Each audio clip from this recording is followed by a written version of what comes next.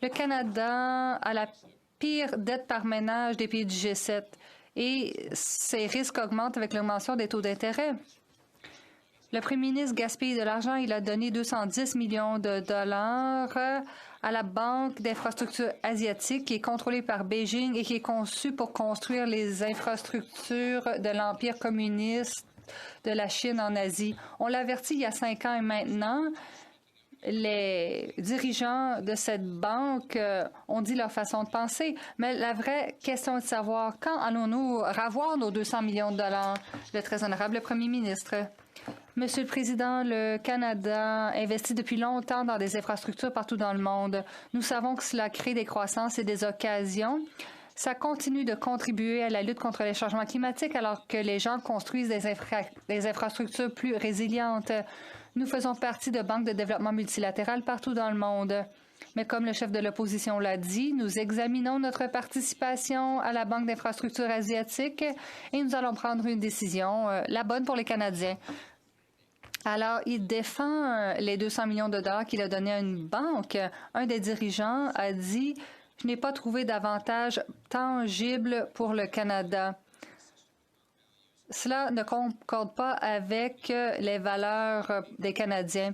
Les Canadiens ne peuvent pas se nourrir, ils ne peuvent pas payer leur maison. Ils donnent 200 millions de dollars à cette banque contrôlée par Pékin pour augmenter l'empire chinois en Asie. Quand les Canadiens vont-ils ravoir leurs 200 millions de dollars de cette banque? Le très honorable premier ministre. Comme je l'ai dit, nous évaluons notre participation à cette banque de développement multilatéral contrôlée par Pékin. Nous continuons d'examiner comment cela pourra avoir un impact positif dans le monde. Nous luttons contre les changements climatiques.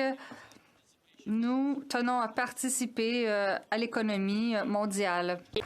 Le premier ministre vient d'admettre que la Banque d'infrastructure asiatique est contrôlée par Pékin. Il dit que nous n'allons pas récupérer notre argent, nous allons simplement réviser notre participation. Pendant ce temps-là, les Canadiens ne peuvent pas se loger, se chauffer, se nourrir. On parle de presque $250 milliards à cette banque. Non.